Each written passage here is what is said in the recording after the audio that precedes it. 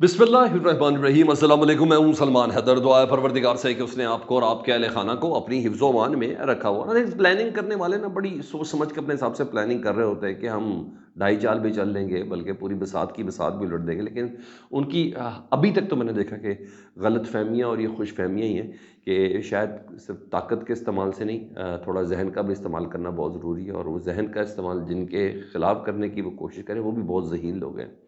और तभी हर चाल उल्टी हो रही है या पता चल जाती है। हम जैसे मामूली लोगों को पता चल जाती है, तो वो तो फिर पूरी-पूरी सियासी जमातों को रन करने वाले हैं। राना सनाउल्लाह साहब ने सुबह जनरल बाजवा साहब को शिस्त पे रखा है, जब पूरी जमात क्लीन चिट दे रही है। शाम में उन्होंने जनरल फैज़ हमीद को क्लीन चिट दे दी, जब पूरी जमात जनरल फैज़ हमीद के खिलाफ खड़ी है। है ना मज़े की चीज़? अभी आगे चल के बताता हूँ। जावेद लतीफ़ को फँसा दिया। मैंने कहा गलत कहता जो कुछ कहा था, बिल्कुल जेन्युइन हारा जावेद लतीफ़। ये राना सलाह रहा है, बिल्कुल जेन्युइन हारा है जावेद लतीफ़। किसी ने 2 नंबरी करके उसको नहीं हराया। वो जो कहता है ना, जो 70-80 करोड़ रुपए लिए गए हैं मेरे हलके में और माल लौट के दफ्तर पे कैश रिसीव हुआ है, खरीदी और बेची गई है, बिल्कुल गलत और झूठ बोलता। अभी डिटेल में आगे चल के आपको बताता हूँ। अली अमीन गंडापुर वज़ीर आला केपी के हैं, निहायत ख़तरनाक लाइन पकड़ी उन्होंने। और बड़ी मुंशी वाली लाइन पकड़ी, जिसे कहते हैं, आप हैरान हो जाएंगे जब उसकी तफसील में जाऊँगा। जुम्मे को पाकिस्तान तहरीक के सामने फैसला कर लिया, दमादम मस्त कलंदर 26 अप्रैल, और बड़ी ज़बरदस्त स्ट्रेटजी के साथ। और हाँ, उन्होंने कहा ना कि वो प्लानिंग करने वालों ने प्लानिंग की भी पूरी कमाई मिसाल है। तो वो अगले केस में इमरान खान साहब को फंसाने के लिए आज 2 अफराद पहुँच भी गए थे जेल में। उसकी भी तफसील मैं आपके सामने रख देता हूँ। तो अहम भी लोग होने जा रहा है, तो मुकम्मल देखें, चैनल देख रहे हैं तो चैनल सब्सक्राइब कर दें, ताकि मेरा और आपका ये राब्ता रहे। तो गंडापुर साहब से शुरू कर देता हूँ। बड़ी अहम प्रेस कॉन्फ्रेंस की, और ज़िमनी इलेक्शन पर बोले कि पंजाब में हमारे साथ क्या हुआ, और बहुत ही नाजुक तरीन पॉइंट्स भी उन्होंने शेयर किए। वो मैंने कहा मैं कुछ एहतियात के साथ आपके साथ बात कर लेता हूँ। वो कहते हैं कि हमें वफाक से ख़त आया कि हमारे सूबे में बिजली चोरी हो रही है। हमने ख़त को टेकअप कर लिया, उस बात को सीरियस लिया, लेकिन साथ ही वापडा की तरफ से हमारे लोगों पर एफआईआर दर्ज हो रही है। वो कहते हैं पहले मुझसे बात तो कर लें आप, अभी आपने ख़त लिखा है, मैं आपसे कुछ सवाल जवाब तो कर लूँ। साथ ही आपने वापडा के ज़रिए एफआईआर दर्ज करना शुरू कर दी है, उसके बाद एफआईआर करवा लेते। तो बहरहाल वो कहता है कि मैंने आईजी को कह दिया है, आईजी के पीके को, कि वापडा के कहने पर कोई एफआईआर दर्ज नहीं होगी, पहले इस ख़त वाले मामले को हम बात कर लें। और उन्होंने कहा कि मेरा सूबा, और अली अमीन गंडापुर साहब ने कहा, और मैं अपने सूबे की आवाम को ओन करता हूँ, और बिजली लॉसेस को भी ओन करता हूँ, जो बिजली लॉसेस हो रहे हैं। हमारी आवाम ने कुर्बानियाँ दी हैं, ये एफआईआर वाली चीज़ों के अंदर उनको डाल के मज़ीद परेशान नहीं करना चाहिए, नहीं करना चाहता। रही बात इन लॉसेस की और इनकी, तो मेरा जो वफाक ने मेरे सूबे का 10 से 11 अरब रुपए देना है ना, उनमें से कटौती कर लें। बड़ी बात उन्होंने की। वो मैंने बोला बड़ी मुंशियाना ये गुफ्तगू की है भाई, जब तुसी साढ़े पैसे देने उहदे चों कट लो, लाइक ये वाली चीज़ थे।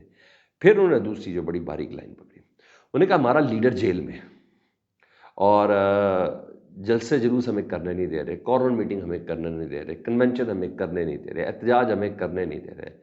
तो मैं अब हर सूबे में खुद जाऊँगा, और बतौर वज़ीर आला मैं एहतजाजी जलसे करूँगा, वर्कर्स कन्वेंशन करूँगा, देखता हूँ मुझे कौन रोकता है।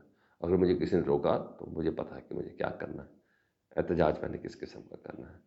तो तीसरा पॉइंट उन्होंने ये रेज़ किया अपनी उस प्रेस कॉन्फ्रेंस में। उन्होंने कहा सेनेट का इलेक्शन में ना, हमारा सेनेट का इलेक्शन रोक दिया गया, और इस वक़्त सेनेट में केपीके की नुमाइंदगी नहीं है। और ये कह के हमें नुमाइंदगी नहीं दी गई कि सुन्नी इत्तेहाद कौंसिल एक पार्लिमानी जमात नहीं है। उन्होंने कहा जो मेरा भाई है, जो अली अमीन गंडापुर की सीट जब छोड़ी, तो जो भाई जिस सीट से अभी जीते हैं कल, उन्होंने कहा मेरा भाई जो है वो सुन्नी इत्तेहाद कौंसिल की सीट से जीता है। उन्होंने कहा उसकी सीट से जीता है, और जब वो उसकी सीट से जीता है तो इसका मतलब है हम सुन्नी इत्तेहाद कौंसिल एक पार्लिमानी जमात है, तो हमारी मखसूस नशस्त है सुन्नी इत्तेहाद कौंसिल के प्लेटफॉर्म के साथ हमें वापस दी जाए, हमें हमारा हक दिया जाए।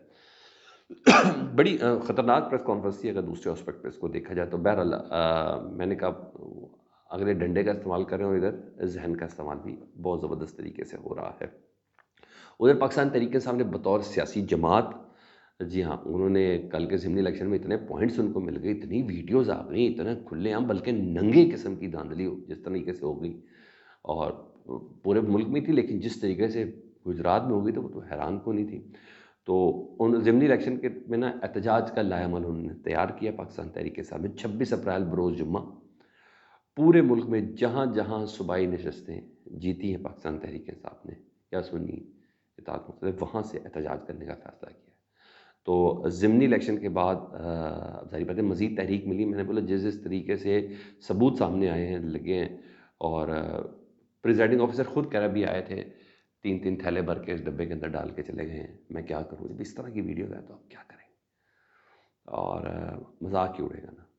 ہاں، حماد اظہر صاحب جو ہیں پنجاب کے صدر، انہوں نے کہا ہے کہ پی ٹی آئی کی سیاسی کمیٹی نے بھی فیصلہ کیا ہے کہ ابھی پہلا جلسہ فیصلہ آباد کا نا اپوزیشن کا. جی ہاں، انہوں نے کہا پہلا جلسہ فیصلہ آباد کا، اور فیصلہ کے بعد ہم نے سیدھا اگلا جلسہ گجرات کرنا ہے جہاں دھاندلی کے تمام ریکارڈ توڑے گئے ہیں. یعنی اگلا جلسہ بھی گجرات میں کرنا ہے. جی ہاں، اس کے لیے بھی انہوں نے بتا دیا کہ فیصلہ آباد جو پنجاب میں پہلا جلسہ جو اپوزیشن اتحاد کا ہے، اگر وہ فیصلہ آباد میں ہے تو دوسرا جلسہ گجرات میں ہے، وہ بھی اسی ماہ کے آخر کی ہی کوئی ڈیٹ مل جائے گی. ٹھیک ہے جی. تو انہوں نے یہ کہہ دیا. ادھر لیمن کنڈوور کہہ رہے ہیں میں خود جاؤں گا ہر صوبے میں، دیکھتا ہوں مجھے کون روکتا ہے. ادھر پاکستان تحریک انصاف نے بطور سیاسی جماعت بھی اپنے لائحہ عمل بتا دیا ہے 26 اپریل بروز جمعہ. جی ہاں، ملک بھر میں احتجاج ریکارڈ کیا جائے گا. ہاں جی. ادھر رانا ثناء اللہ صاحب دیکھیں، صبح کچھ کسی اور پچ پہ گیم ہو رہی ہے، دوپہر کو کسی اور گراؤنڈ پہ گیم ہو رہی ہے. صبح رانا ثناء اللہ صاحب یہ کہہ رہے تھے کہ جنرل باجوہ صاحب سے متعلق انہوں نے بتایا کہ جنرل باجوہ ہی تھے جنہوں نے میرے پہ ہیروئن کا پرچہ کروایا اور یہ سب اس کیس میں مجھے ڈالا. اور میں کہہ رہا تھا کہ پوری پارٹی اس وقت نہیں بول رہی تھی. رانا ثناء اللہ صاحب بڑا سوچ سمجھ کے بات کر رہے ہوں گے، جذباتی ہو کے تو وہ گفتگو نہیں کر رہے ہوں گے. اب رانا ثناء اللہ صاحب اس صف میں کھڑے ہو گئے ہیں جنہوں نے فیض حمید صاحب کو کلین چٹ دیا ہے. جی ہاں، اس صف میں کھڑے ہو گئے. وہ کہتے ہیں فیض آباد دھرنے میں فیض حمید کا کوئی عمل دخل نہیں تھا، کوئی عمل دخل نہیں تھا فیض آباد دھرنے میں. انہوں نے کہا ٹی ایل پی والوں کو احتجاج کرنے اور دھرنا دینے میں کسی نے نہیں اکسایا تھا، کسی نے بھی نہیں اکسایا تھا، بلکہ یہ ان کا اپنا فیصلہ تھا ٹی ایل پی والوں کا. وہ اکڑ جاتے تھے. اور یہ بات غلط ہے کہ ٹی ایل پی کسی ایجنسی کی جیب میں تھی، بلکہ جب حکومتی آپریشن ناکام ہوا تو فیض حمید نے ان سے بات کی اور اسے ختم کرایا تھا. سر یہ دیکھیں، یہ ہے نا معنی خیز بات. فیض حمید کو خواجہ آصف وزیر دفاع کلین چٹ نہیں دے رہے. فیض حمید کو اس وقت کے وزیر دفاع خرم دستگیر جو ہیں وہ کلین چٹ نہیں دے رہے. صبح تک تو آج کے وزیر اور اس وقت کے وزیر داخلہ احسن اقبال انہوں نے بھی نہیں دی تھی، اور شام میں رات کو ایک لیپو قسم کی تردید کری تھی کہ میں نے ایسی کوئی بات نہیں کی. تو یہ بڑی ہی معنی خیز بات ہے کہ رانا ثناء اللہ صاحب کہتے ہیں ان کا کسی قسم کا کوئی تعلق نہیں تھا.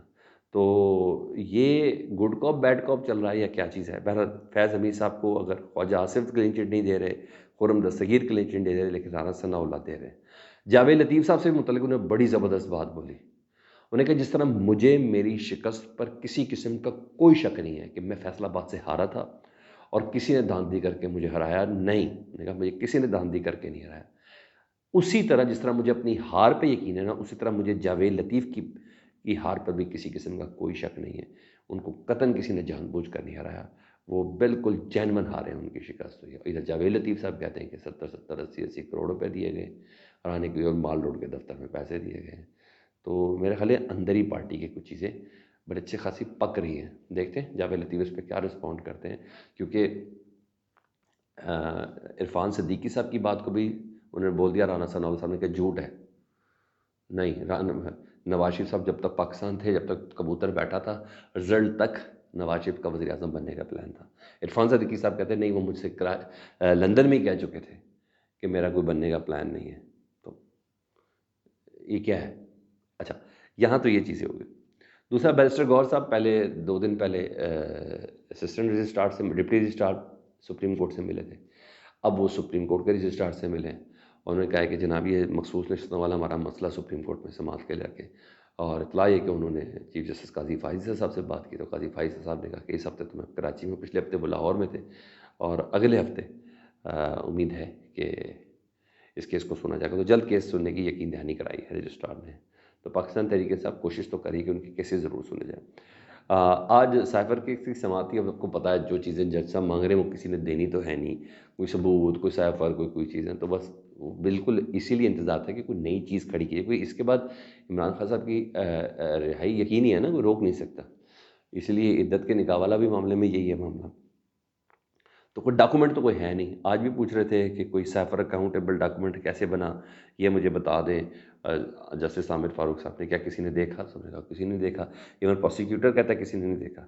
تو سب جانتے ہیں اس پہ ضمانت تھی. اس لیے آج 9 مئی کے واقعات پر نا وہ واقعے کے اوپر جو انکوائری کمیٹی بنائی گئی تھی، اس کے 2 افسران ایس پی اور ڈی ایس پی رینک کے افسر آج اڈیالہ جیل گئے تھے.